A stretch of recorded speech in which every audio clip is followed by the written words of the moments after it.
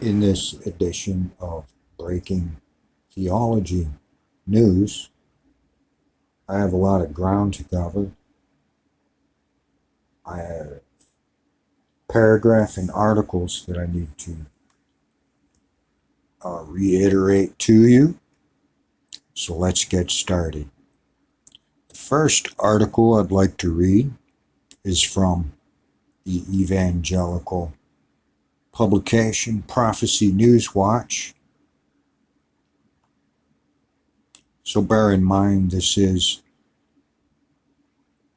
within the evangelical school of thought, premillennialist dispensationalism, as far as I can tell.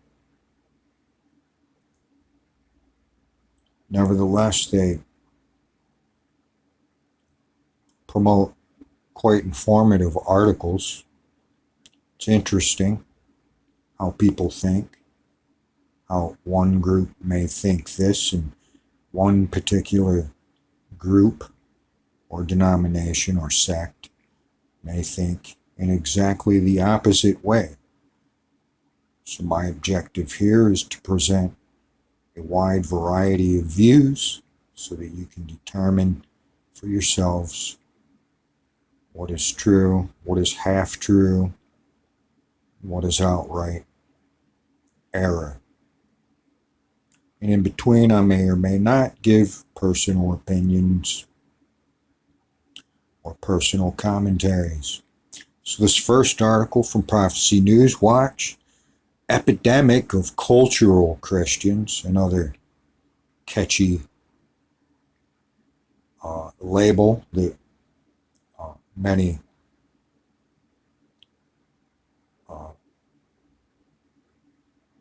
Christians have labeled in their perceptions of having abandoning the Bible for cultural acceptance. Is the subtitle, Epidemic of Cultural Christians. So that's another word you should be familiar with. But is this what's really going on? I would say yes and no. Are they really abandoning the Bible for cultural acceptance, or is something far more deeper at work? Perhaps God is thinning the line between the sacred and the secular because he is about to return.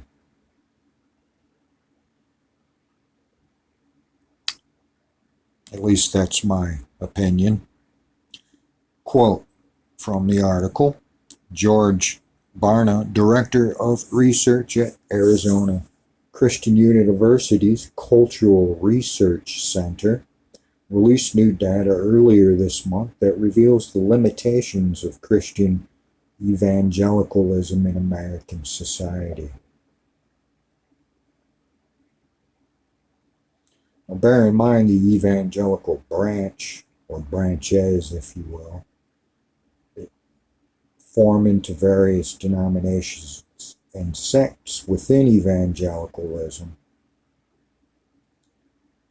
are also to be taken into account. This is a very narrow school of thought. That said, let's continue. The events from recent years have caused, quote, millions of Americans to realize how depraved American society has become, the report stated.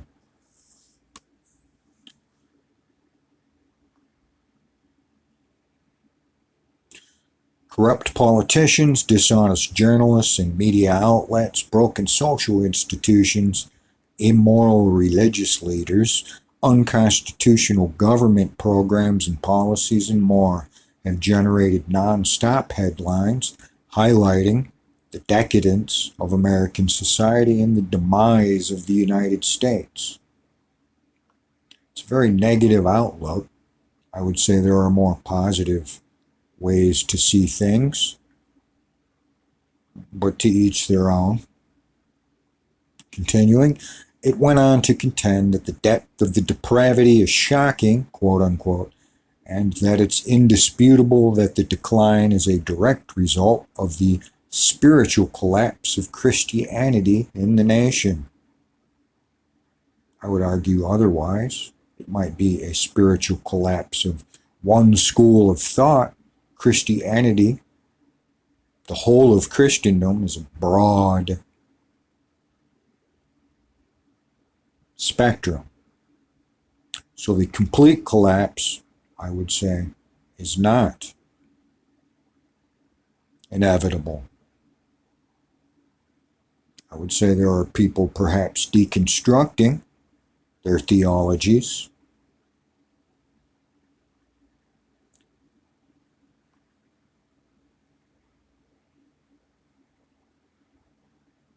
But it is not a complete collapse. I would argue otherwise. Perhaps of the evangelical sorts, particularly the way in which the evangelical community has changed over time, according to Barna. Not only are there fewer evangelicals than some reports have claimed there to be, but many of them are far less biblical in their thinking and tend to vote in far fewer numbers than expected. The data, said guest host and former Congressman Jody Hice on Thursday's Washington Watch, also strongly suggests that evangelicals are more likely to be shaped by the culture around them than they are to influence or evangelize it. The results are quote-unquote devastating, he sighed, and it begs several questions. What led to this? What does it say about the current church? And what is the way forward? Good questions.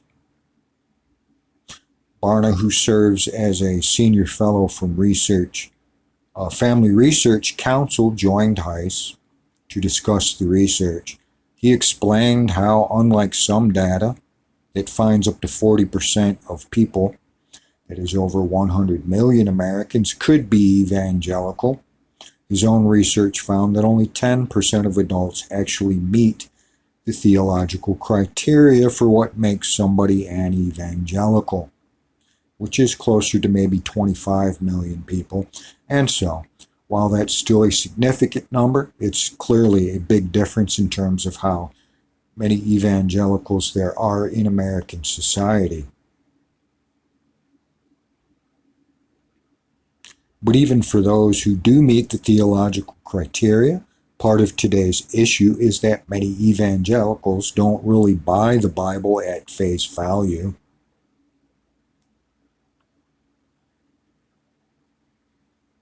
Many of their beliefs are not consistent, argued Barna.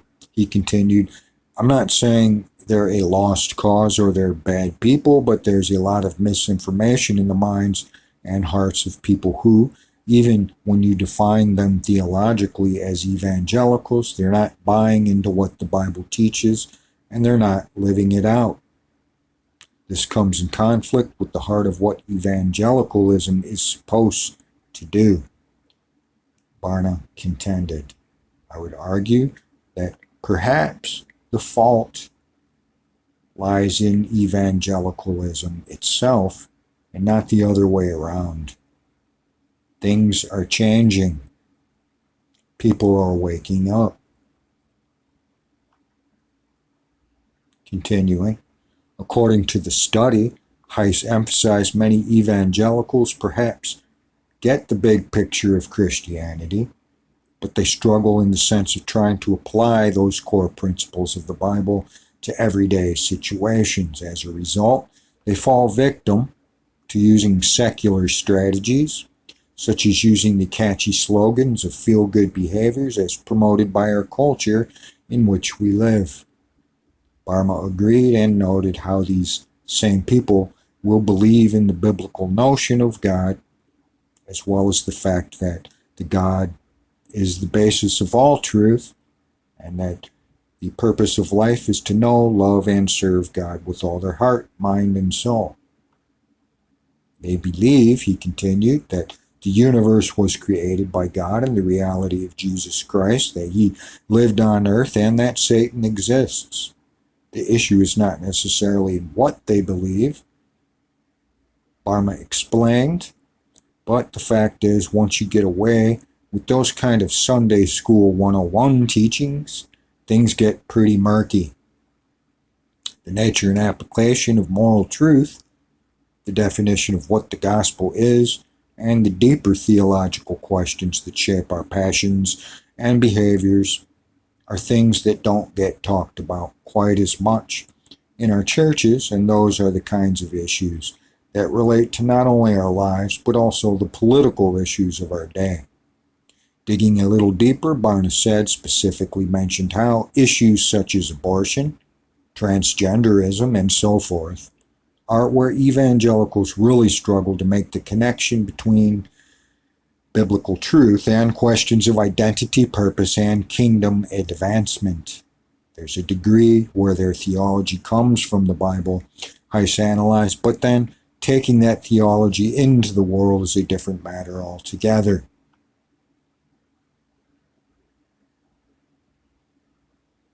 Barna further discussed how evangelicals are often stereotyped as people who get in your face about their Christian beliefs. And perhaps many do or have. So this is perceived as abusive or hard-handed.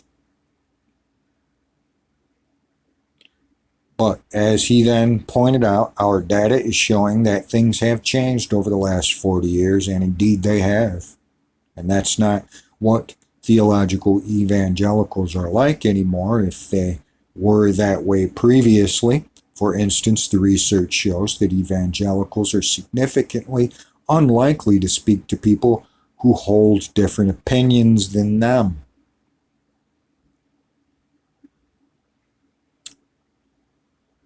And when it comes to voting, quote, we find that more than a third of them are not likely to vote currently in this upcoming election. And of course, can't really blame them there. These realities caused Barna to take a step back and compare evangelicals to another group of Christians called sage cons, spiritually active, governance-engaged conservatives. As opposed to evangelicals, data demonstrates that sage cons are far more likely to consistently promote their faith, not just through evangelism, but in all aspects of life. Well over 90% of sage cons voted in each of the last two elections, Barna stated, whereas evangelicals didn't even come close to that number. Additionally, he emphasized that sage cons were much more likely to be the ones doing things like boycotting products or services that support a progressive ideology. Most evangelicals aren't willing to do that. These are only some of the ways where, when we look at the reality of evangelicalism in America today, we can see that it's far different than the fear-mongering going on in the journalistic realm related to evangelicals, but also perhaps pretty far removed from what many of our pastors and church leaders think is happening with this specific group. Frankly, Barna added, the data also revealed that most evangelicals don't even attend what's usually thought of as being an evangelical church. But perhaps most notable about these things Heiss highlighted is that if professing evangelicals don't have a quote-unquote biblical worldview, at least according to their definition of what a biblical worldview is, and they are not being salt and light in their communities, then they're not evangelizing. He posed the question, did the study in any way determine what kind of impact that lack of spiritual engagement is having on our current culture and society? Unfortunately, Barna responded, it's allowed the media to become the evangelists of America, rather than disciples of Jesus, who are called to go out and do everything they can to share the love and the saving grace of Jesus with lost sinners. But in reality, what's happening is there's now an evangelistic vacuum in American society, where both evangelicals and the rest of society are taking their cues from the media, which also happens to be one of the primary forces seeking to silence Christianity. This high stated is an indescribably frightening thought. Ultimately, Barna contended, if the followers of Jesus aren't willing to go out and talk about him, who's going to do it? Evidently, he added, the journalists aren't going to be the ones who are professing the gospel to America. All this points to the fact that we've got some major issues to address. As for the first steps, Burma urged the best place to start is within our families. It's parents, he underscored, who have the responsibility to do everything they can to raise their children up to be spiritual champions, to hear the gospel, to know the gospel, to embrace the gospel, to live the gospel, to share the gospel. That's our job as parents and grandparents, he says. Churches can support us in doing that, but it's got to start in the home. Beyond the home, Barna expressed, it's necessary for Christians to use their voices in the public square, which, as previously acknowledged, is where the difference between sage cons and evangelicals becomes most obvious. Barna went on to point out that one of the most significant distinctions is that sage cons are committed to the belief that they should take their faith into every dimension of our culture, and so they vote at much higher rates than other people. They talk about issues with other people. They study the issues more deeply. Barn also explained how sage cons tend to read the Bible consistently and better apply it to today's issues, to current events, to what political leaders are saying and doing. These factors are crucial to consider, Barna argued, because today's political leaders are major shapers of our culture. They have a dramatic level of influence on people's minds and hearts and souls, whether we want that to be the case or not.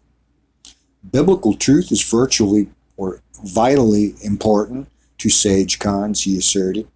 And when they vote, they're concerned about getting biblical perspectives better represented in our public policies, in our laws, in our public institutions that we fund. Again, Barna insisted there's a growing distinction between sage cons and evangelicals, and frankly, a lot of it is because theologically evangelicals are not buying everything that the Bible has to sell.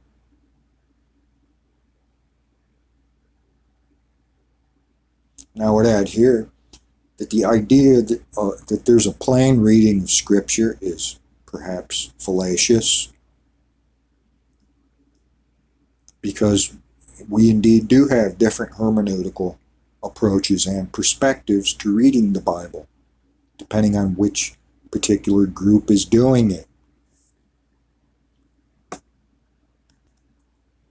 They're not willing to represent the kingdom of Christ with power and authority and confidence and consistency in the way they used to. Considering this, Heiss asked, what's the greatest need for the Christian community in America today?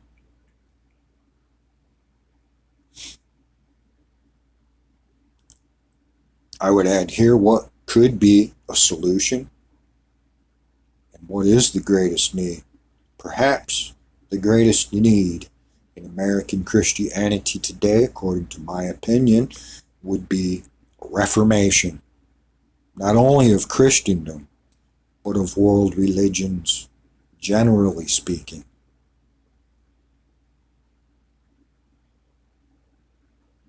A positive, not a negative reformation.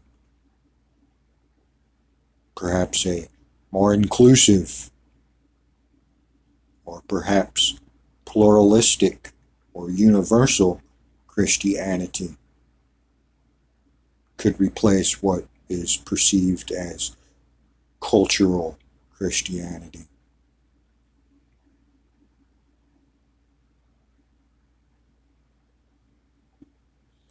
According to Barna, we need to sit back and take a deep and intense and realistic look at your own faith. In the Bible, he concluded, there are a few ways in which Jesus identified what it takes to be a disciple of his. By applying that to Christian communities, Barna insisted, believers concerned about being bold in their faith can understand how they must strive to center their lives on obeying biblical principles, loving other disciples, producing spiritual fruit, and loving God far beyond anything else in their lives. So I would say Christianity should at least make an effort, and individual Christians within differing schools of thought should make an effort to cultivate a more inclusive brand of Christianity. And I would say much of the cause of infighting within Christendom today, as well as between the world's spiritual traditions, is the model of exclusivism.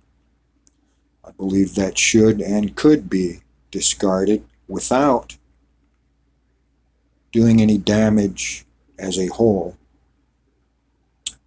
to our own cultural tradition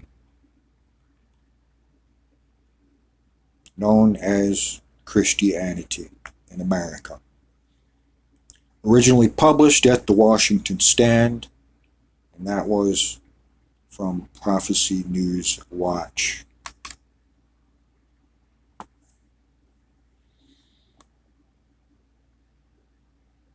And their take on cultural Christianity or true Christianity, and their perception of and abandoning the Bible for cultural acceptance.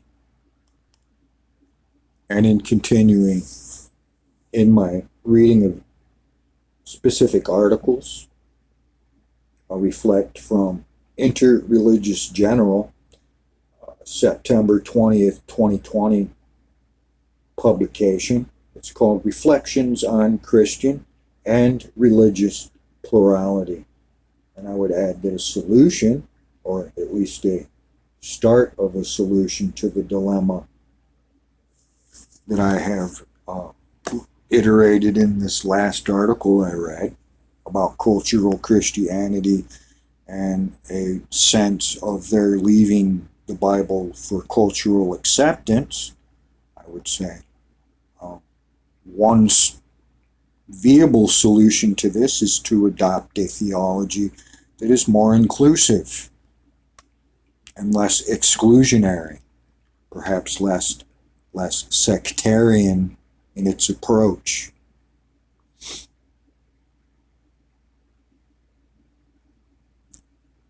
I would also add that in order for the Christian tradition to become truly global, we must have a positive attitude towards other traditions,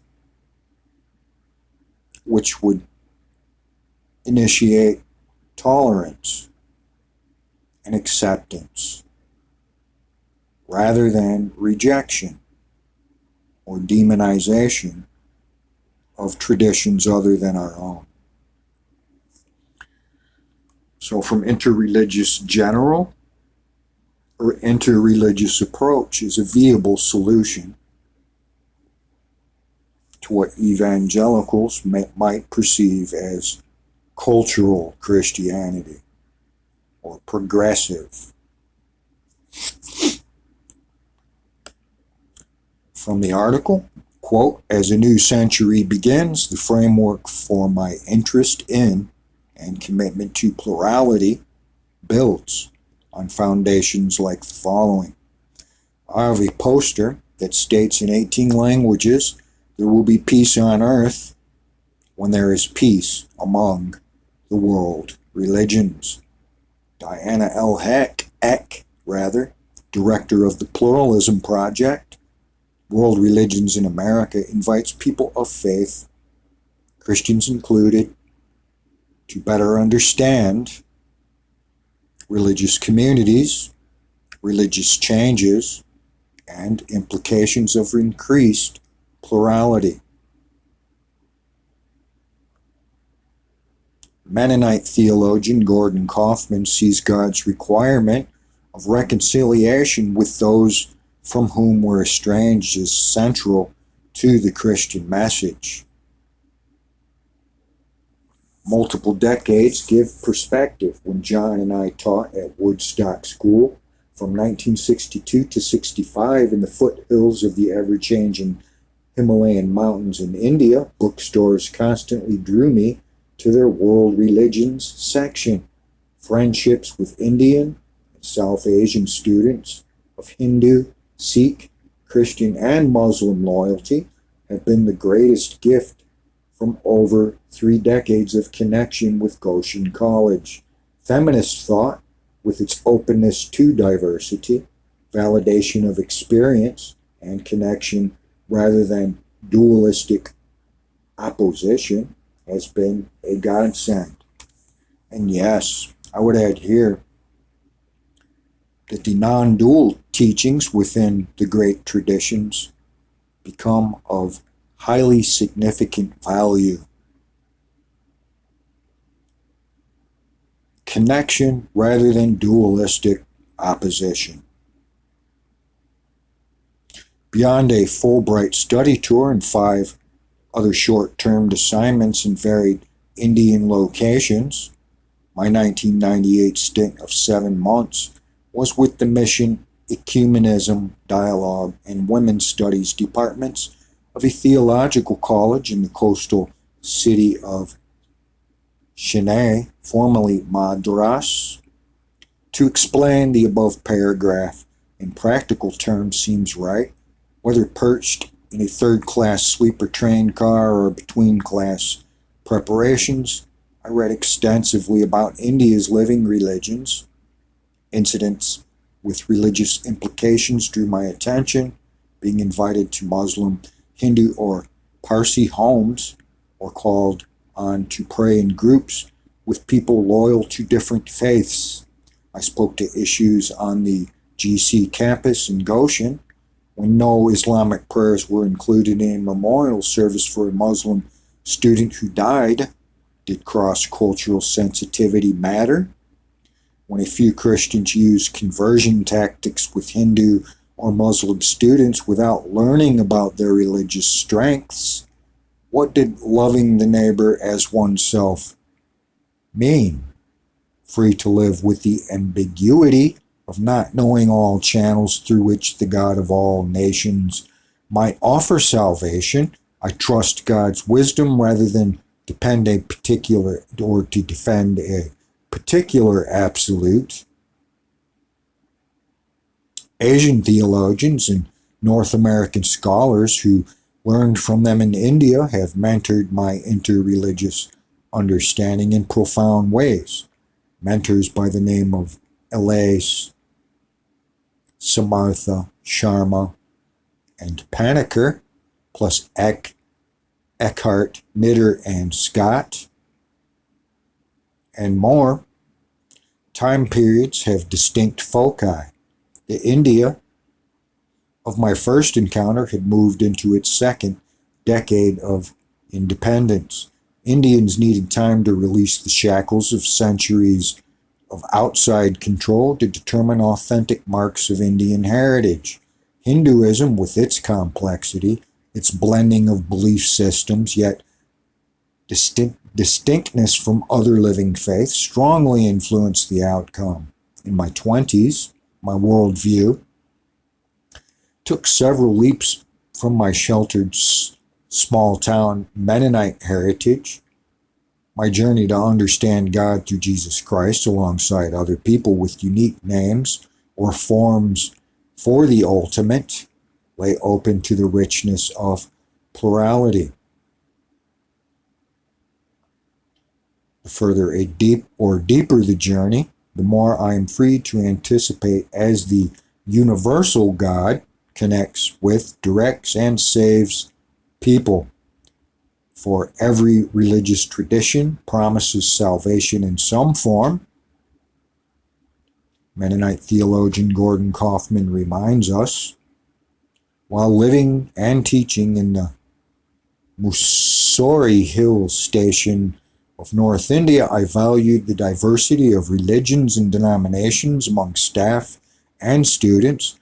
Parents of 7th and 8th grade girls trusted my leading to the dorm group and pre-bedtime devotions based in sacred values, not elitist or only language. Firmly rooted in Christian strengths, my interest shifted from exotic curiosity to deeper questions about and insight into Hindu and Indian Islamic religions.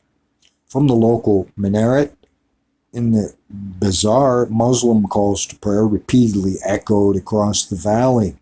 Hats worn by shopkeepers identified religious loyalty, not totally unlike some Mennonites with prayer coverings. Just as Hindu forehead markings distinguish Shaivites from the followers drawn to Vishnu, Sikh women became more than those who wore two-pieced Punjab outfits. Their turbaned men more than trusted taxi drivers. While traveling, I slipped out of shoes to enter temples and mosques, ambivalent about invading others' sacred space that I failed to fully discern. I wished to observe, or both observe, and respect people's rituals. Their trust in one beyond themselves had integrity. However, when caught in a frenzied crowd at the Jagannath Temple Festival in Puri, I knew fear for personal safety, not awe. At such times, Christians had best stay near the coastal sea and enjoy fresh shrimp bargained for dinner. At Varanasi, I lacked knowledge or was unprepared for what seemed like holy chaos. Though a Muslim guide sensitively explained that holiest of Hindu cities, our outsider status seemed to silently protrude. Holy ground came to have a new meaning. The quiet of nearby Sarnath, its stupas, and the panorama depicting Buddha's sermons appealed more. It stretched the unfamiliar less. To stand under the Bodhi tree, where Gautama received enlightenment, prompted holy awe.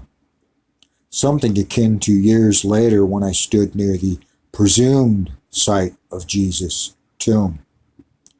To tour the Ajunta caves further explained an era when Buddhism and the country's leader, Ashoka, influenced Indian life toward tolerance, yet surface encounters always leave an outsider yearning for deeper truth, experiencing God.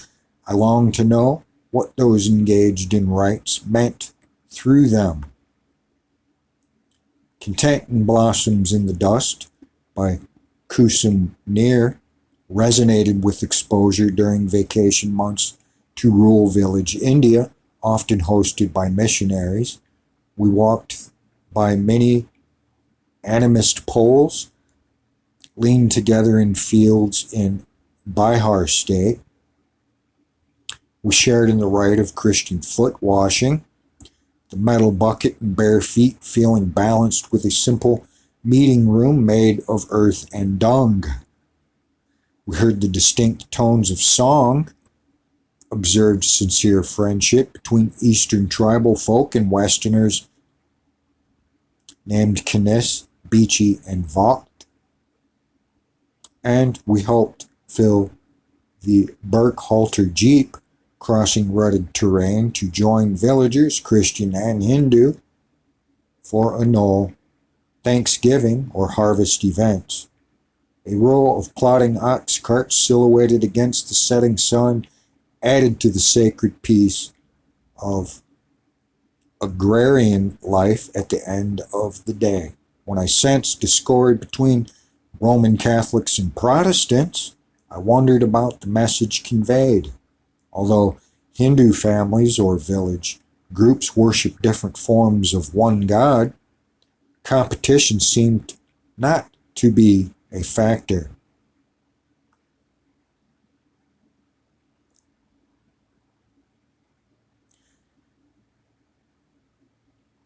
I would add here, the reason being that competition didn't seem to be a factor is that all concepts of a spiritual ego are discarded.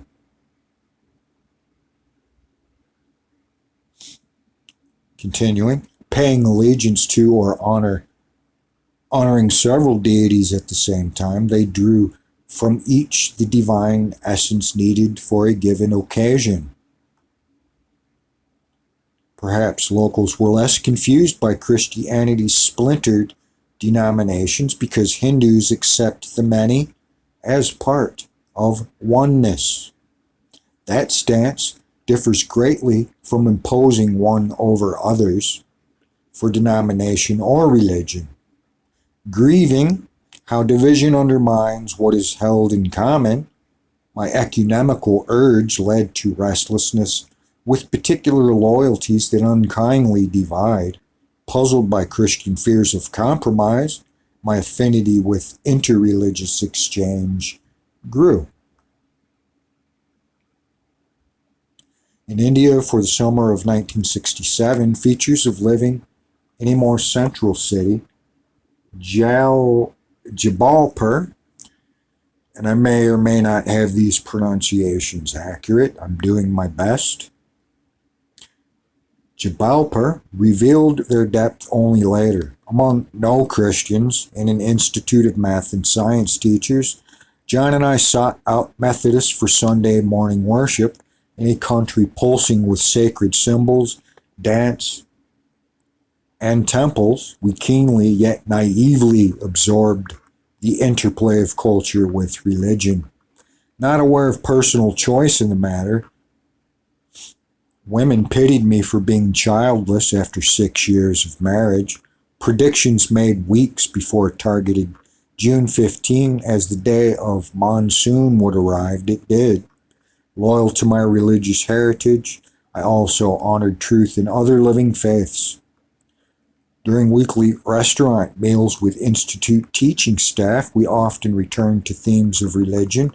As chunks of cheese melted in the warm minestrone soup, we readily exchanged views. One Hindu professor, I tried to perceive how my faith in a personal relationship with God differed from his concept of seeing and being seen by God, or if it mattered.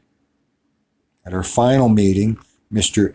Ahmad gave me a gift, Muhammad Assad's Islam at the Crossroads. I felt honored, content, described as a Christian shift of loyalty to the Muslim faith. Through that first experience of being gently evangelized by a person convinced of his better way, I felt neither defensive nor offended. I trusted the one God to receive and engage both of us on our chosen spiritual journeys. Nearly 2 decades later, an experience brought Mr. Ahmad to mind. As Mennonite Board of Missions board members, we were looking toward the next 5-year program block, global and local. On seeing statistics, I said, quote, in light of centers of population growth, that Christianity has continued to be the chosen faith of 33% of the world is remarkable. Further, God is likely vital to and interactive with people of faiths other than Christian. And so that particular last statement may be a hard pill to swallow for Christian exclusivists, but nonetheless should be taken into serious consideration.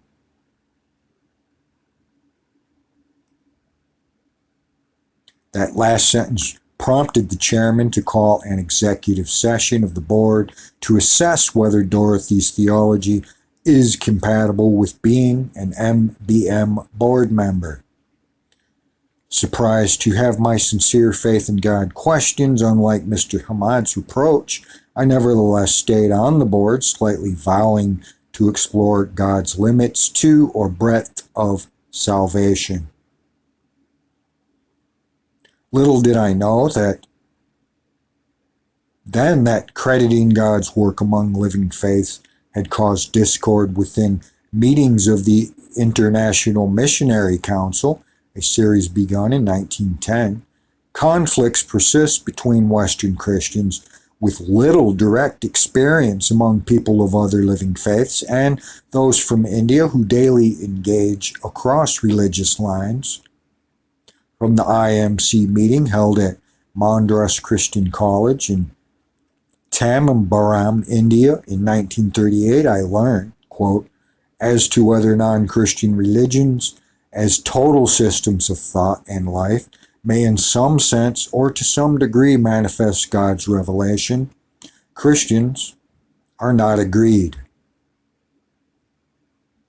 Further, an affirmation proposed in 1983 as, quote, we recognize God's creative work in the religious experience of people of other faiths, unquote, had to be compromised as we recognize God's creative work in the seeking for religious truth among people of other faiths. A further proposal was developed by theologians in 1991. We affirm that God has been with them, that is, peoples and nations, in their seeking and finding, that where there is truth and wisdom in their teachings and love and holiness in their living, this, like any wisdom, insight, knowledge, love, and holiness that is found among us, is the gift of the Holy Spirit. Through effort, the particular and universal journeys of interreligious and ecumenical dialogue continue. And once again, I'd add that a staunch exclusivism and orthodoxy can often become obstacles rather than bridges to productive interreligious dialogue. Continuing. One time, on entering a state of emporium in Delhi to purchase a tablecloth, I paused. On prominent display were large symbols of the three major religions, the four arms and multiple legs of a brass Hindu god form stood posed to offer support for varied needs. A rotund Buddha form made of heavy metal sat absorbed in contemplation, and a wooden inlaid portrayal of the Lord's Supper hung bodily. The Jesus figure linked a common meal with personal covenant. En route to choose a table cover, to note color and shape, to touch woven threads, to ponder an artist's craft, I stopped. There being no choice, crafts, as with all of life, exude spiritual content and purpose. Germane to selecting a cloth to enjoy with flavored curries, I faced faith. In Hinduism, the spiritual and the practical provide context for each other. Not an intrusion, this feature of experience summoned my attention. Not present to cast judgment, the symbols prompted me to affirm that the one God is God of all nations. A person's approach to living religions depends on freedom to value principles that faiths hold in common alongside what is distinct about each group's beliefs. Most major religions claim that all human beings are created equal. Hindus differ as they promote caste inequity in contrast to other religions. Buddhism is not recognized that all human beings possess a soul in some form.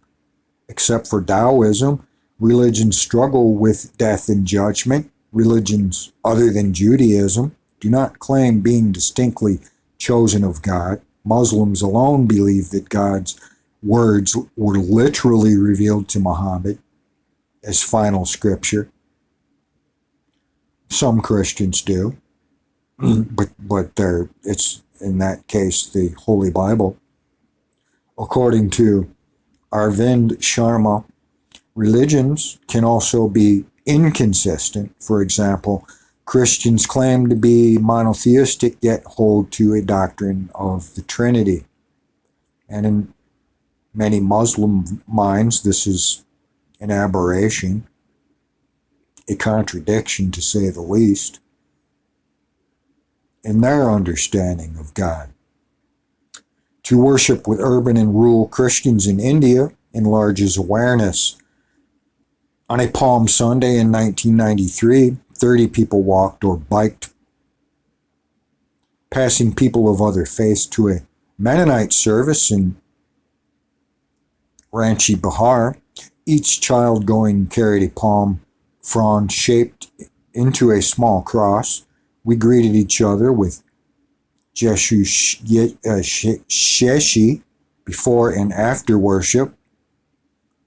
We sat on backless planks of wood, and in October 1988, I was privileged to lead multiple sessions of the 5th All India Mennonite Women's Conference and United Missionaries. Singing and drama were spirited among the 160 women from 5 language groups. My talks on peace themes were interpreted into Hindi by Rally Ba. We shared communion, chapti pieces and juice, made special because blessed and served by women, short on cups. Women washed the used ones in metal buckets just outside the tent until all were served. Less than 3% of India's population, Christians worship. Whether near temples or mosques, they are rarely far removed from those who suffer.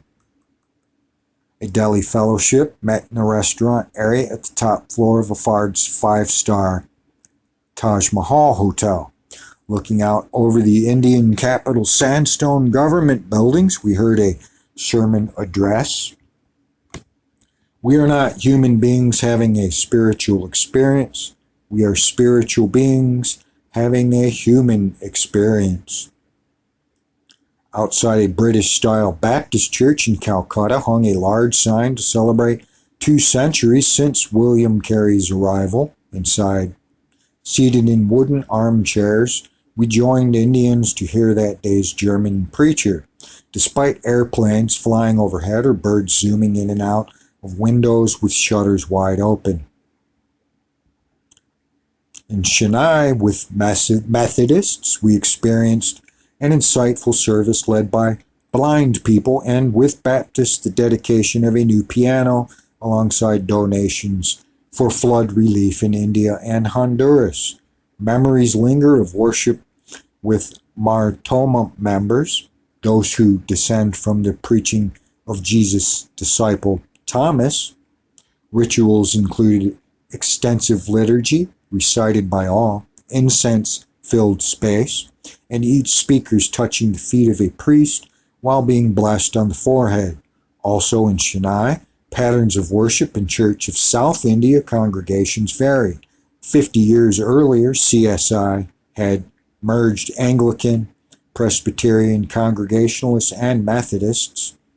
How useful to observe that integration does not require identical views or rituals. At St. Mary's Blessed, with an Anglican heritage since 1680, the priest served weekly communion to worshippers as kneeled at the altar. At St. Andrew's, with Scottish Presbyterian roots, the Bible was carried in to begin and out to end each service. A brigade of lay elders passed the elements through the pews to 500 believers once a month. With hymns sung, Hymnals included only words, not music, and the word proclaimed.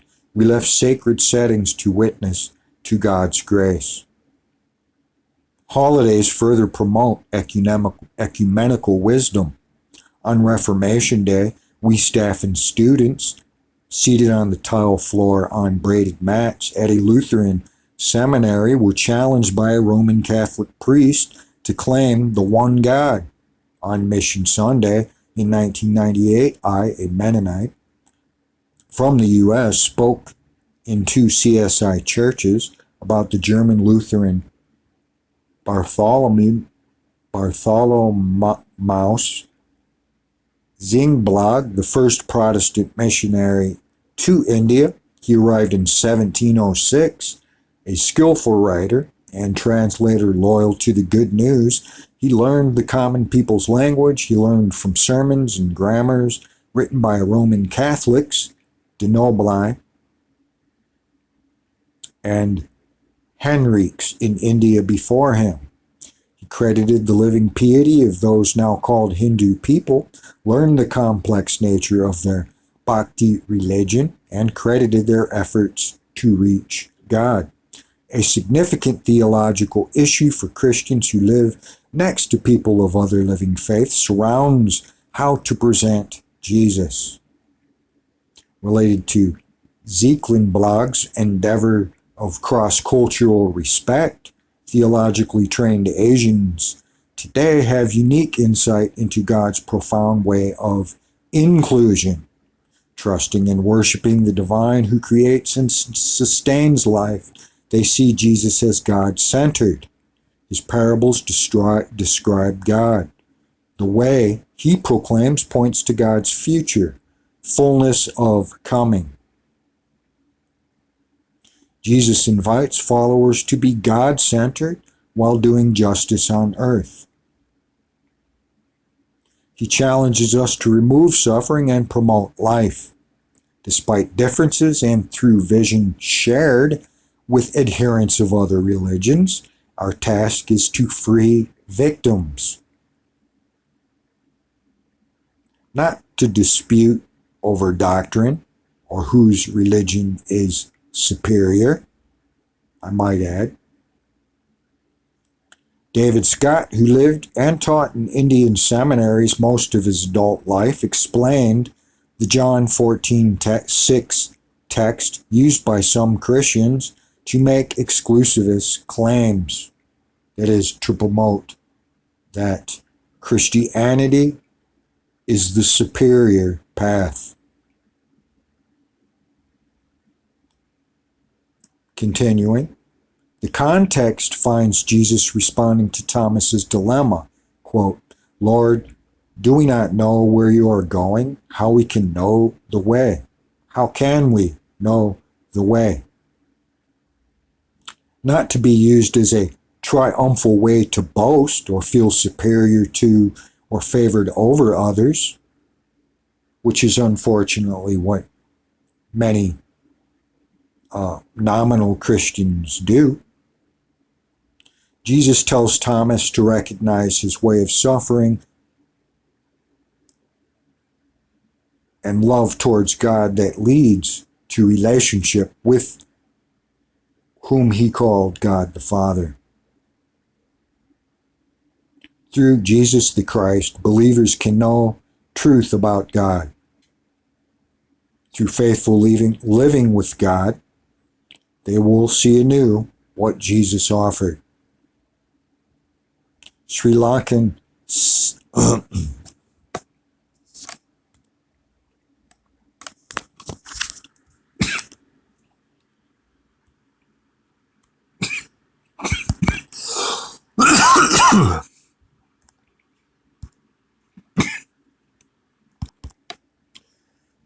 excuse me, I had to take pause. I had a frog in my throat, needed to have a drink of water. A little water break. Continuing the article, Sri Lankan S. Wesley Ariajuk also comments, currently at a crossroad of opportunity with other cultures and religions. Ariadne encourages Christians to know the biblical God as a being who chooses all people. A particular absolute claim for Christ that disregards this biblical universal truth can be the greatest hindrance to genuine witness. And I would agree with that. And that, I believe, could be what they're perceiving as a departure from what exclusivists call biblical faith. If it's not exclusive, it's not biblical. That is a misnomer, a false dichotomy, I would say, produced out of ego, in my opinion. So if it disregards this biblical universal truth, it's the greatest hindrance to genuine witness. John 14:6, a statement of faith for Christians, was meant to express and arouse commitment, not to condemn others, which is unfortunately what many have done. And that is a part of the problem that needs to be rectified. Continuing, it reflects the theocentrism of Jesus, meaning God-centered and not exclusivist, Christ-centered. S.J. Samartha in One Christ, Many Religions explains that Christocentrism without theocentrism leads to idolatry. And indeed, it does. I would agree with that statement. He confesses that the only one or the only way to be Christ-centered is to be God-centered, but in a religiously plural world, to be Christ-centered is not the only way to be God-centered. How I resonate with such truth. Called to follow Jesus' path to the one God of the universe, believers will neither idolize Christology nor endorse universalism. Although I am a fan of Christian universalism, because they hold to many of these theocentric views. Not declaring that all souls will find salvation in God's grace, we claim Jesus the Christ as the Christian path to salvation or wholeness, and we leave to God any other offer of salvation through channels known uniquely by other religions. And out of ignorance, the Christian cannot say that God does not offer salvation through other religions. It is that line of thinking that causes problems. Plurality will always exist. It reflects God's wisdom, I believe, but openness or resistance to another's difference or caution toward features held in common determine whether the goodness of plurality thrives. Feminist thought has taught me to value a pluralist world, to hold together the plurality of different feminist theories and women's lived experience suggest a profound unity, to avoid thinking that my particular experience is universal, presuming to speak for women of color when speaking as a white woman, or reducing the universal to a particular privilege, claiming the God of all nations as uniquely available to only those who call themselves Christians. Definitely needs to be overcome. Feminism can be rich in contradiction yet open to diversity. Its insight values ambiguity. It expects to practice beliefs with a firm lightness, as ancient Israelites held diverse names or depictors for God.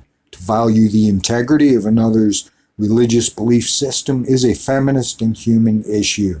Relying on one God concept or channel of salvation or routine for sacred ritual often reflects human intent to control or limit God. Once again, I'd say a product of ego. Continuing, because the world belongs to none of us and all of us. There is no choice but to respect and learn from people whose faith expressions are radically different from our own, and to avoid negatively criticizing them, I might add, suggests Mary E. Hunt. In a newspaper article, Indian writer Aishwarya Satar says feminism is becoming a movement of inclusion rather than one of exclusion. It is this plurality, this blooming of 100 flowers, that gives it its strength. Feminist thought refuses to stop changing. People who define and promote absolutes might mistake the freedom of change for indecision. Absolute certitude on ethical issues can fail to cope with ambiguity. But people who openly re-examine and re-envision views and texts receive content seen, heard, or intuited as through sacred symbol with anticipation. Rosemary Tong concludes, apparently, not the truth, but the truths are setting women free. Feminist method, also plural, involves participation, the authority of personal experience, plural views alongside interdependence and connection rather than dualism. And so, writers of the multicultural collective, God's Fierce Whimsy, describe Scripture as God's building in people an increased capacity for connection. Local and broader media also reflect plurality through anecdotes that draw my attention. The Goshen News included an Associated Press report about 8th grade girls leaving the Islamic Academy of New England, thrust into public schools. They are sure to stand out because of their traditional garb, including the hijab, the Muslim women's head covering. The online edition of National Newspaper of India, The Hindu, reported October 3rd, 1999, incidents of arson at churches in the state of Kerala. The district collector is told to amicably resolve the issues with representatives of the local Christian and Hindu communities. And the Christian Century, January 5th, 2000, reported interreligious conflict. 1,500 Christians were made homeless in India's state of Orissa, while deaths and burning of religious buildings multiplied in Christian-Muslim strife in Indonesia. U.S. Southern Baptist Convention efforts recently backfired. Jewish leaders confronted a Baptist prayer guide intent to convert Jews.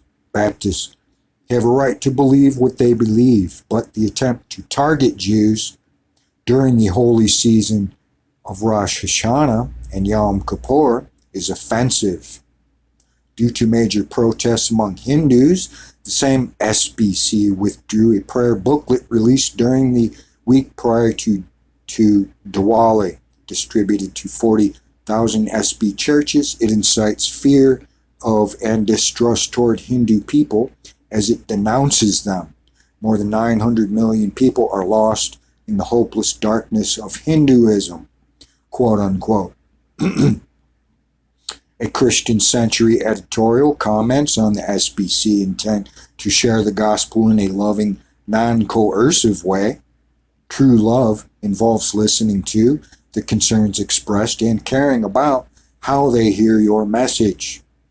Almost every issue of the Christian Century Journal includes ecumenical news that Catholics and Lutherans recently ended a 500-year debate about justification, whether by faith alone or enhanced by actions, brings hope for the new millennium. A Roman Catholic priest chosen by a House committee to be chaplain was passed over for the position because of recurring anti-Catholic sentiments in order to select a Protestant to satisfy the conservative evangelical religious right. The Supreme Court will soon weigh whether the government violates separation of church and state mandates if it provides equipment like computers to religious schools. While some Christian lobby groups wish to display the Ten Commandments in schools, the American Civil Liberties Union, or the ACLU, faults that the action for promoting religion an approach made unconstitutional by the First Amendment. On and on and on. Numerous top 10 lists appeared in the December 1999 The Century, noted from Religion and Ethics News Weekly. The top 10 religion stories of the millennium, interreligious or ecumenical stories, dominate the list. The Great Schism, Christianity into Eastern Orthodox and Roman Catholic branches of 1054, the Crusades of the 12th and 13th centuries, the spread of Islam, Martin Luther's 95 Theses posted in 1517, missionary movements of the 16th, 18th, and 19th centuries, the journey to the New World for religious liberty, and the Holocaust. Might we credit the fact that Christian history existed in Asia for 1.5 millennium before Western Christian missions? Might we welcome listings of key millennial events from Hindu, Muslim, Jewish, or Buddhist perspectives? My own interest is for North Americans who hold distinct loyalty as Mennonites to anticipate and welcome encounters with people of other living faiths and or denominations. Most Christians who live in a community long term become members of one congregation of a particular denomination. That commitment and a church's program can deprive them of healthy exchange with people loyal to other groups who also follow Jesus the Christ, or who also worship the one God but in diverse ways. Whereas some believers define quote-unquote being Christian by the scope of their personal experience, efforts to be ecumenical hold distinct loyalties lightly within the broader framework of global and local religion. As Christians, we seek God's truth for the 21st century. Hopefully we will learn from other living faiths as we engage with them in prayer, study, and conversation. Hopefully we will together confront causes of suffering endured by people of any or no faith, wherever located, holding on to the sacred trust in Jesus, our mentor. We take seriously Kaufman's counsel. Only as we find ways of stepping back from features of our traditions, both religious and secular, that wall us off from others, can we hope to come into genuine understanding of and community with them. Building such community with others, it seems to me, is the most profound religious necessity of our time. End of article. Entitled Reflections on Christian and Religious Plurality by Interreligious General. And to sum up on the subject and to further elaborate, I have a final article, and this is from theologian, philosopher Tripp Fuller, founder of Homebrewed Christianity podcast, that which I would highly recommend, especially in doing comparative theology. And I believe he is an adherent within the process community, that is process theology. And he has an article that he wrote concerning John 14:6 and an alternative interpretation. So I will sum up my discussion here with this article from his website, Tripp Fuller. And you can follow him on YouTube and also the podcast Homebrewed Christianity.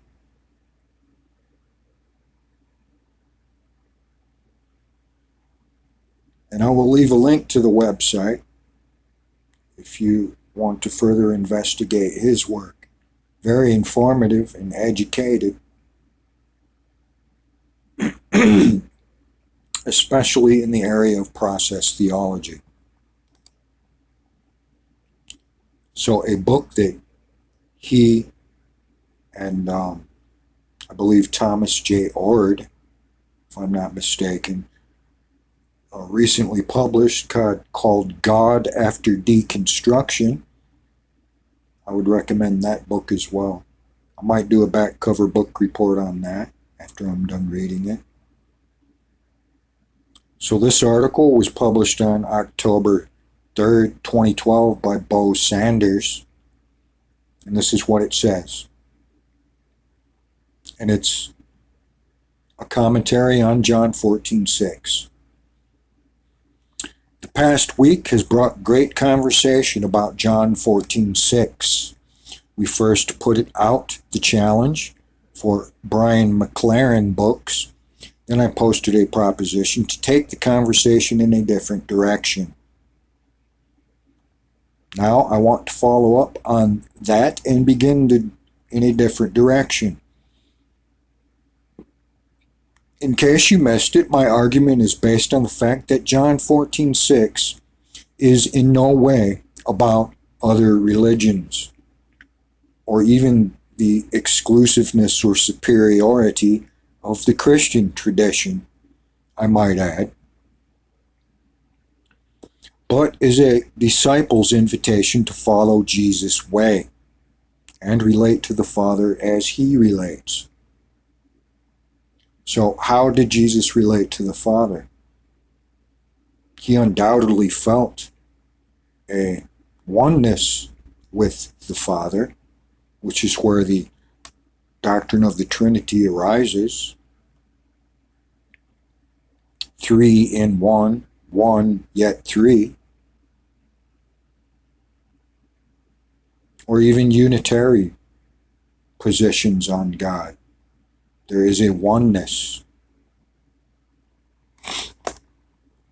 So when he said, I and my Father are one, and also prayed in John 17, the Jesus prayer, concerning his disciples, that they may be one as we are one, I in them and they in us, and so on. So John 14:6, in relation to John 17, is perhaps a broader way to relate to this passage. It is in no way about other religions, but is a disciple's invitation to follow Jesus' way, that is oneness with God, and relate to the Father as he relates. It is predicated on the fact that he is not talking to a person of another religion.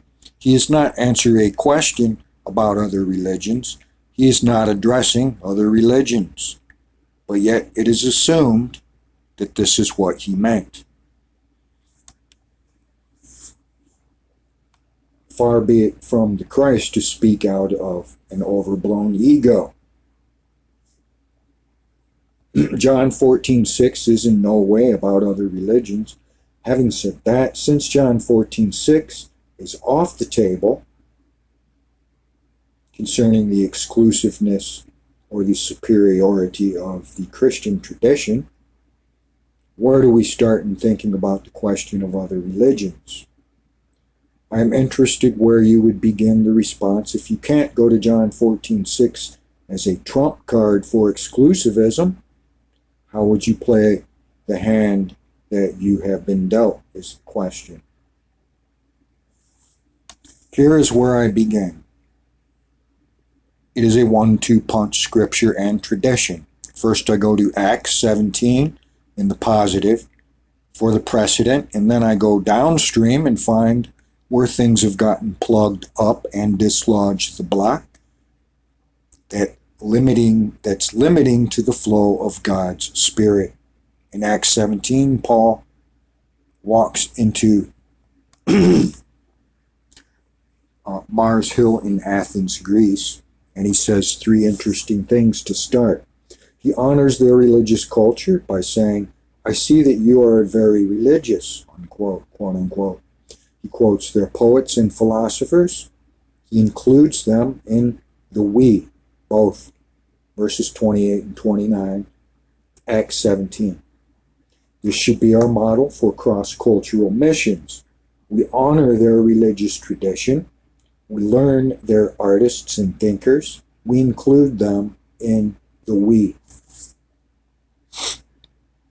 Unfortunately, what has been the predominant modus operandi in a colonial version of missions that does none of the three. So back to the 21st century, it disparaged previous religious traditions as paganism, witchcraft, sorcery, and superstition. It had no interest in indigenous voices and expressions. It was an us-them, in-out, us versus them approach. And highly dualistic, I might add. And in many ways, there are those who are repeating this pattern. Many would decry Christian mysticism, esoteric Christianity, as New Age woo-woo, but this is not the case. They like to use umbrella terms to delegitimize others. Well, that's just all New Age.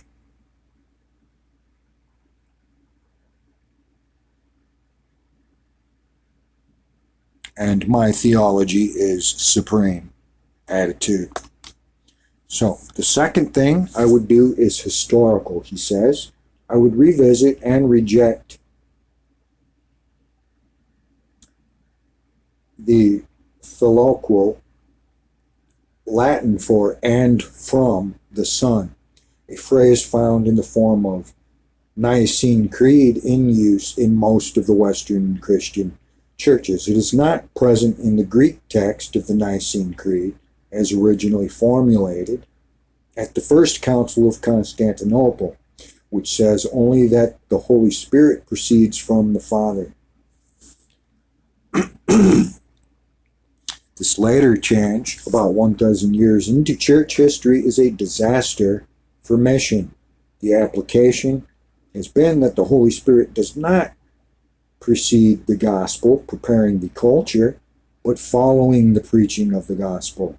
Thus, when you showed up in another culture, don't look for where the Spirit has been at work and join in until Jesus is proclaimed, or at least your version of the Christ myth. God is not at work, at least until that version is proclaimed, goes the reasoning. Reject the Theological and recognize that Holy Spirit has proceeded from the Father, equal to the gospel, and is not limited to only working in of a third tier operation. Holy Spirit is a work in every place and with every people. Hence the attribute of omnipresence. When we show up there, we can humbly look around, as in Acts 17, to find signs of the divine activity. Having recognized it, we can learn from it and participate with it. This is where I would start. End of article. An alternative to John 14:6 from Trip Fuller's website. And in conclusion, I will read an article with guest author, theologian Paul F. Knitter, who wrote No Other Name, Jesus and Other Names, and the Myth of Religious Superiority, among others, which I would highly recommend. The name of this article is entitled Jesus, the Way That is Open to Other Ways. A sermon by Paul F. Knitter, author, theologian, philosopher. Quote, "It's with a particular sense of appreciation and satisfaction that I stand in this pulpit with you this morning. Your former pastor, Gary Wilburn, was one of the first people outside of the Union whom I met at Union, that is Union Theological Seminary, after my wife and I moved to New York a little over a year ago.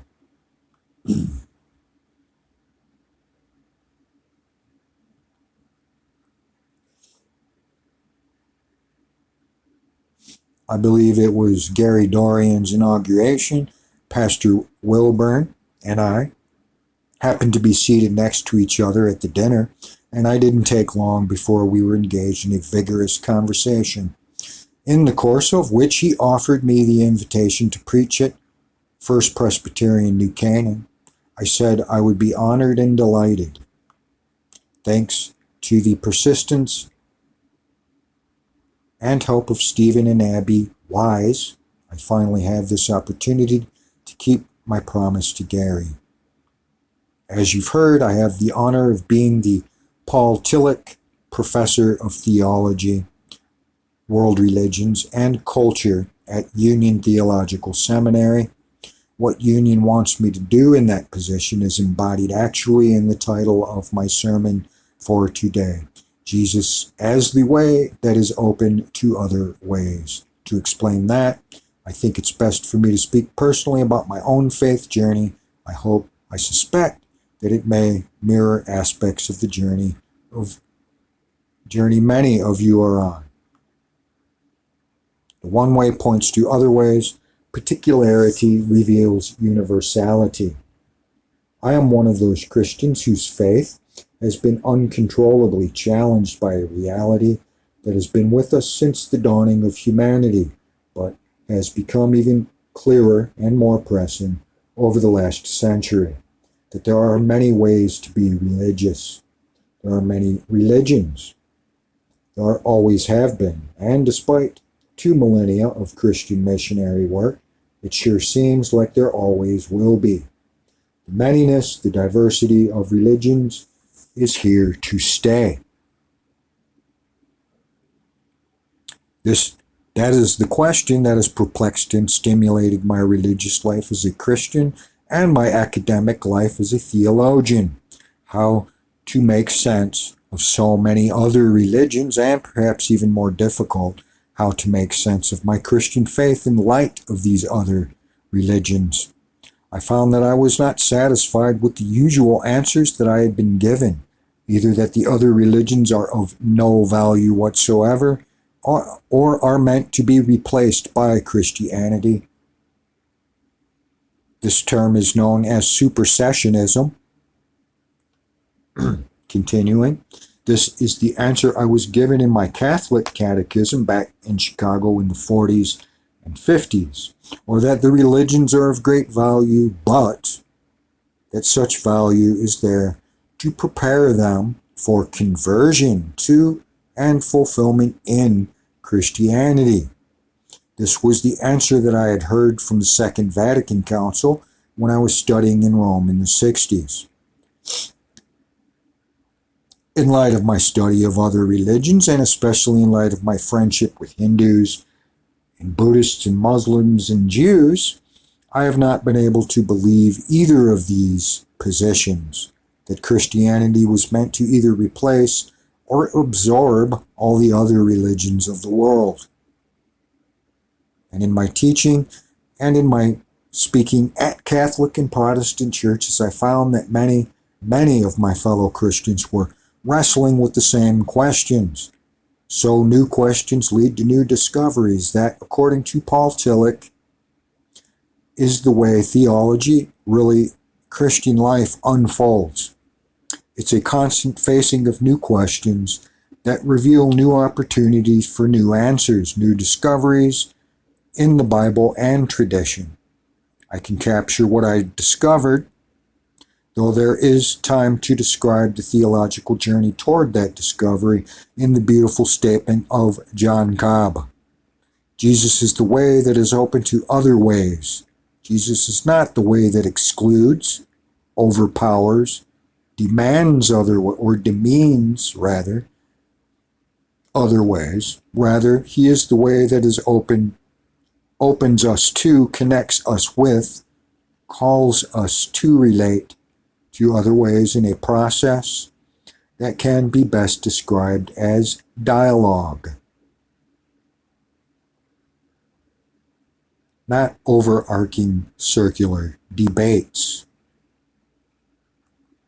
This, I believe, is the real meaning of today's reading from John's Gospel, a passage that is so often better misused to exclude others. When Jesus pronounces one of these I am statements that are scattered all over John's Gospel, when he announces that I am the way, the truth, and the life, he is warning us that to understand him properly, we have to see him as a part of a bigger picture. His I, or rather his ego, represents, or it embodies, the larger reality of what he calls the Father, the way, the truth, the life of the Father. The way of Jesus and the way of Buddha. This is why he goes on to answer Philip's request, show us the Father, with the rather curt reply, hey dummy, after all this time with me, don't you realize that when you see me, you see the Father? When you know me, you know the Father. We might say, especially on Father's Day, that Jesus saw himself as a daddy's boy. Therefore, when he says that no one comes to the Father except through me, the me, quote unquote, is not the individual ego of Jesus, but the larger truth, way, and life that are represented in him. That is the Christ consciousness. You might say that all of Jesus is the way, the truth, and the life, but not that all of the way, the truth, and the life is Jesus, or the individual historical person. The truth, like the Father, is embodied in Jesus, but is greater than Jesus, who says, the Father is greater than I, as he reminds us. The Father, that is the way, the truth, and life. So Jesus is the way that must learn about other ways, the truth that must engage other truths, the life that must be lived with other lives. If it wasn't, I do not think there would be other truths, other lives, and other ways.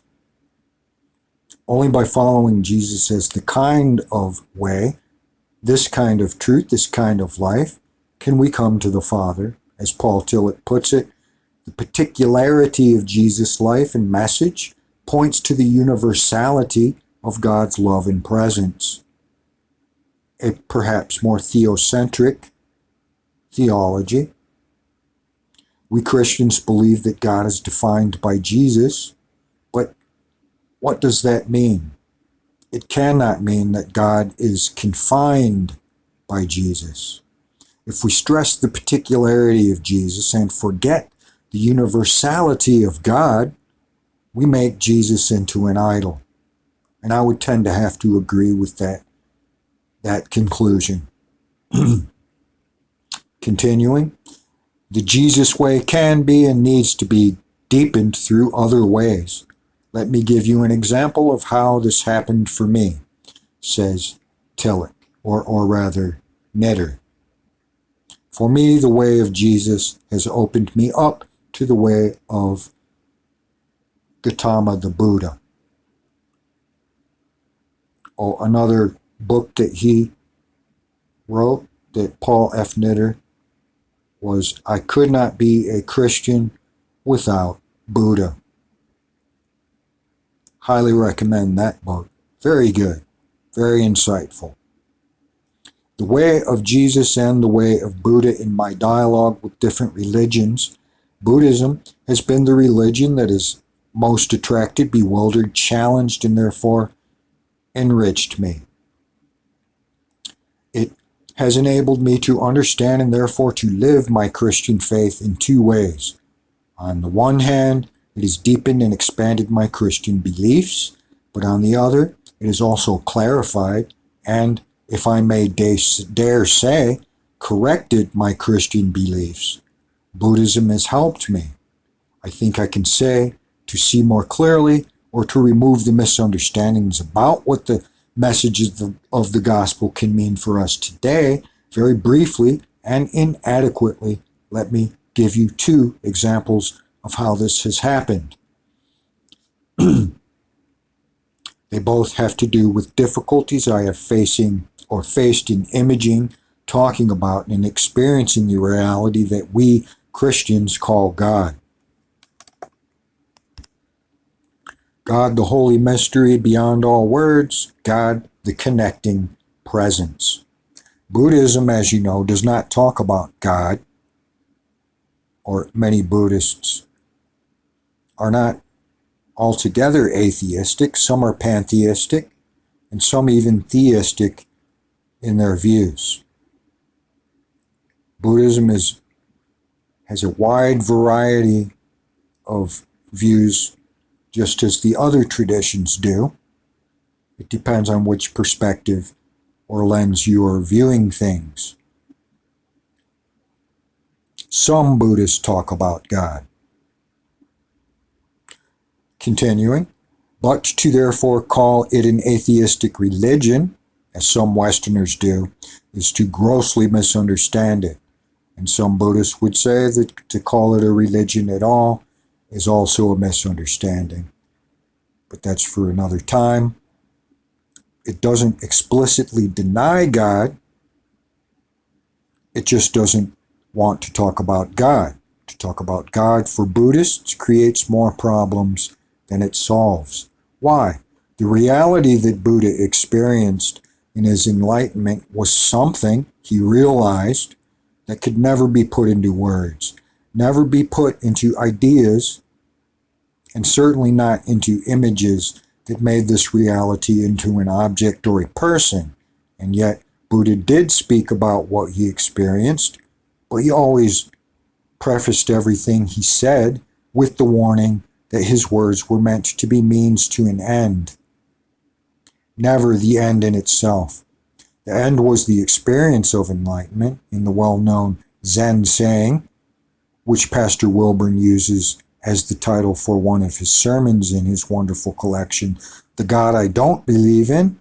All our words, all our images, our fingers pointing to the moon, don't make them the moon itself. The moon being, of course, in this, a representation of God. The insight of Buddha has helped me to tremendously.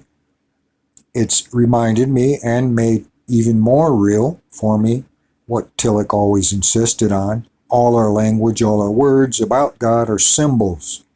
Even the word God itself.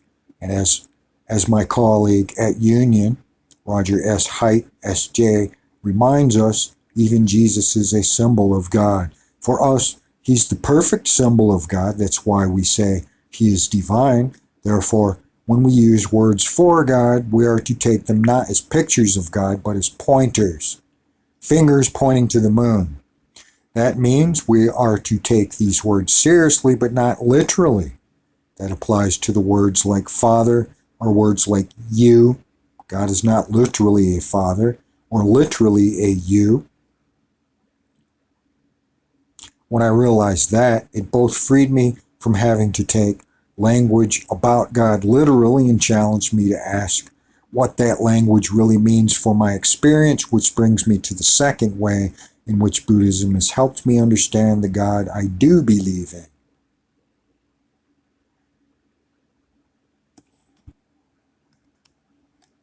God, the connecting presence. What then is the reality we can experience through and behind such words as God, Father, Lord, you?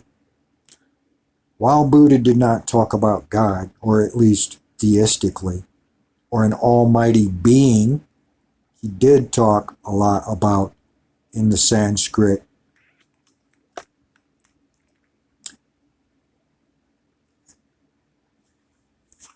Partitya Samutpada, which is awkwardly translated as dependent origination. When he realized in his enlightenment was that nothing exists as a being, an entity unto itself, and I would add that process theology acknowledges this quite readily. Everything comes to be and continues to be through relationships with other beings, or better, other always relating beings, or as Thich Nhat Hanh puts it more clearly and engaging, we all live and move and have our being within a marvelous process of interbeing. For me, this is a much more meaningful and helpful finger by which I can point to and feel the mystery we call God, or within the moon symbolism, or the mystery we call Father or Mother, without necessarily anthropomorphizing God. The divine is this energy of interbeing, this longing activity that requires us and enables us to connect with others and with the physical world around us. It's the energy, the presence we feel when we are connected with others, when we love and are loved, when we open ourselves, and when we give of ourselves. And this, from a Buddhist perspective, is exactly what our first reading from John's first letter is telling us. It's the only definition of God we have in the New Testament. God is love. Love is an interconnecting energy. Love is interbeing, not separate being or beings. When we love, we know God, we feel God, we are God.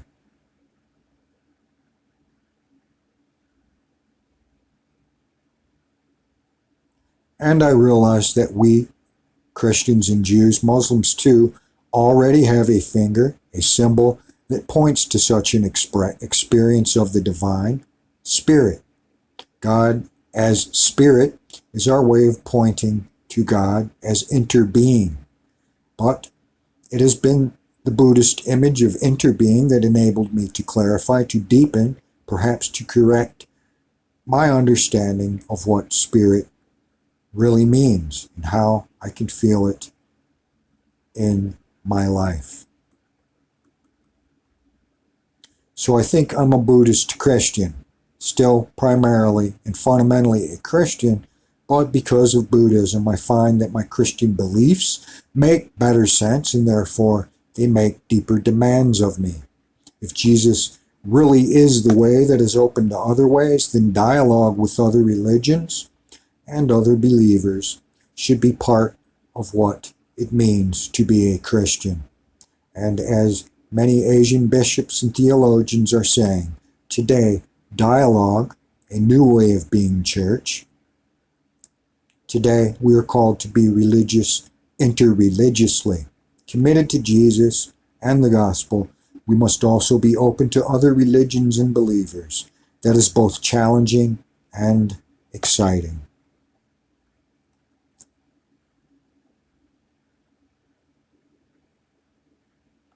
You are the light of the world. A city built on a hill cannot be hidden. No one, after lighting a lamp, puts it under the bushel basket, but on the lampstand, and gives light to all in the house. In the same way, let your light shine before others, so that they may see your good works and give glory to your Father in heaven. Matthew 5:14 and 16. All who find freedom from clinging to desires, sin, separation, and sorrow, free from the incessant flow of their thoughts, are like shining lights, reaching final liberation in the world.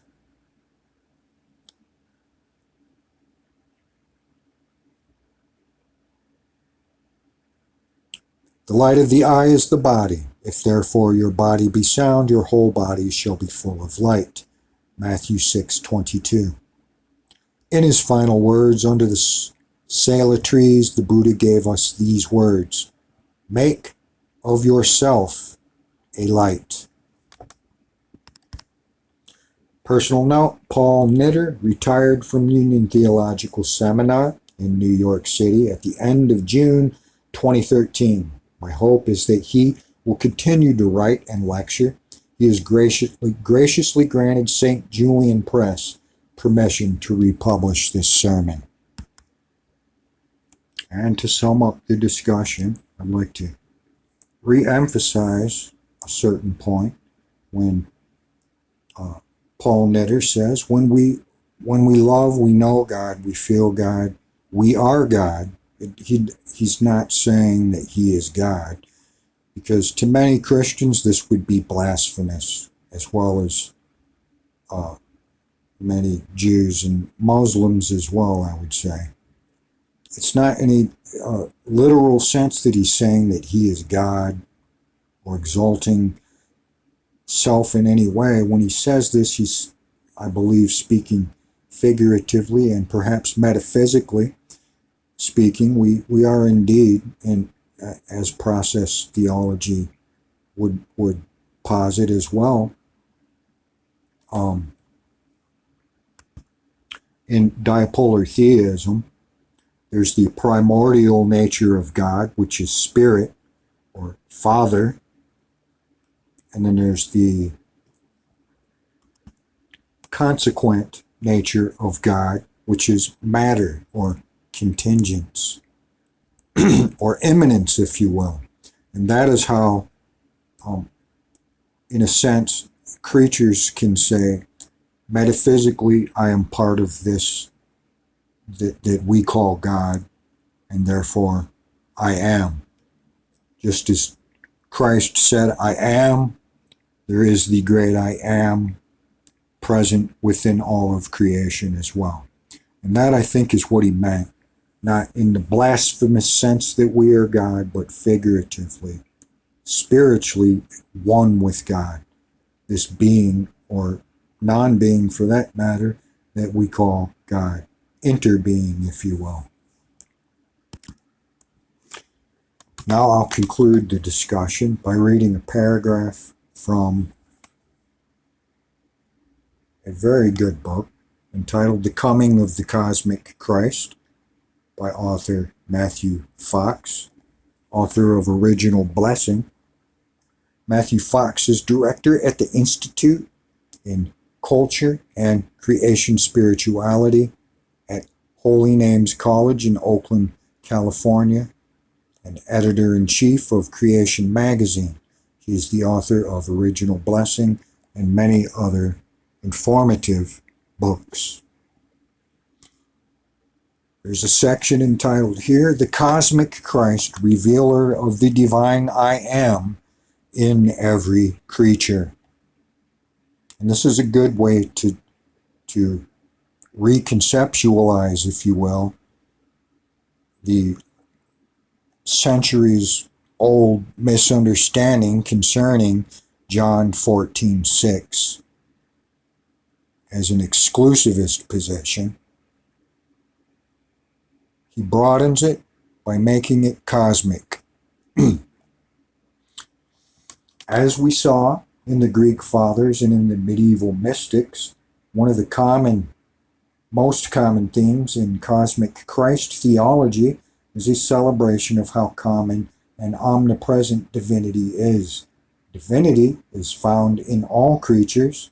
The divine name from Exodus 3:14, I am who I am, quote unquote, is appropriated by Jesus, who shows us how to embrace our own divinity. So when we say we are God, that is exactly what we're doing. We're not blaspheming against the Creator, as many seem to think. Even in Jesus' day, they were offended by this claim. The cosmic Christ is the I am in every creature. The divine mystery and miracle of existence is laid bare in the unique existence of each atom, each galaxy, each tree, bird, fish, dog, flower, star, rock, and human. Meister Eckhart, a Christian mystic, says that in this breakthrough I discover that God and I are one. There I am what I was, and I grow neither smaller nor bigger, for there I am an immovable cause that moves all things. This I am.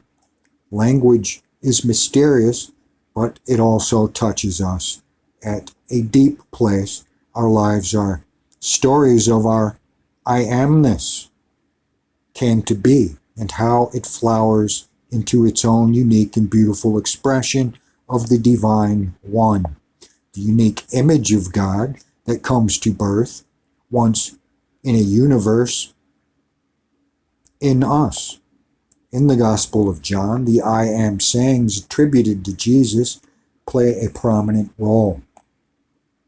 I am the bread of life. I am the light of the world. I am the sheep gate. I am the model shepherd. I am the resurrection and the life. I am the way, the truth, and the life. I am the real vine. These revelations of I amness challenge us to name or claim our lives and beings in a similar fashion. How are we the bread of life or living bread to each other? How are we the light of the world, the real vine, the resurrection, and the life? How, in other words, are we also expressions of the cosmic Christ as Jesus was so fully? Johannine scholar Raymond Brown points out that the author of John's Gospel invoked the I am sayings in a style patterned after the Deutero-Isaiah. In Isaiah, Yahweh says that Israel has been chosen, that you may know and believe me, understand that I am.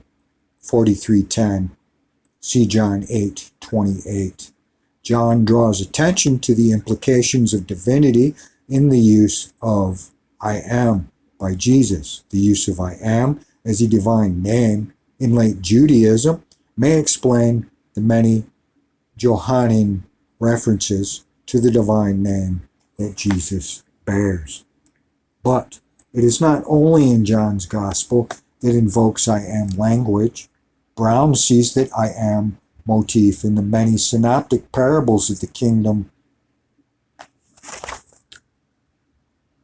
when Jesus begins his stories with the phrase, the kingdom of God is like. In John, Jesus says, I am the vine. In the other Gospels, he is more likely to say, the kingdom of God is like a vineyard. Yet there are other I am sayings in the Gospels that Brown misses. There are the I am sayings of the and now when the wounded ones without a voice. Consider Matthew 25 when Jesus teaches. Then the virtuous will say to him in reply, Lord, when did we see you hungry and feed you, or thirsty and give you drink? When did we see you a stranger and make you welcome, naked and clothe you, sick or in prison and go to see you? And the king will answer, I tell you solemnly, insofar as you did it to one of the least of these brothers or sisters of mine, you did it to me. Matthew 25:37 through 41. Another I am saying from Jesus is the Eucharistic words, this is my body, this is the cup of my blood. The statements that I am bread, I am vine, ground our reverence for food and drink, wheat and wine, soil and vineyard, the processes of photosynthesis, and all that makes things grow in an ultimate reference. We revere the everyday because it is full of the divine, so full of the I am. In this revelation of the divinity of the bread and wine lies the part of compassion that is celebration. Merriment is as much a part of the divine expression as struggle is. We are to be merry with divine merriment. Joy is ours for the taking. Divinity is ours for the drinking. To celebrate our I am is to put our being before our doing and having or proving. As Meister Eckhart put it, people ought to think less about what they should do or more about what they are. I am precedes I do or I prove or I earn, and I am consciousness also affects our attitude toward time. The past and the future are not what exist. It is the now moment that exists most richly, as Paul Tillich would put it, an eternal now. It is the divine now that is ours for the drinking, to experience compassion and to identify with the suffering of others as well as with their joy is to experience the divine one who suffers and rejoices in each person. See Isaiah 58, 3 through 11. To struggle to birth one's own I am is also to experience the divine I am. In fact, we must all birth the cosmic Christ in our being, and doing for that is why we exist. It is not the purpose of the incarnation in Jesus to reveal the immanence of the cosmic Christ in the sufferings and dignity of each creature of the earth.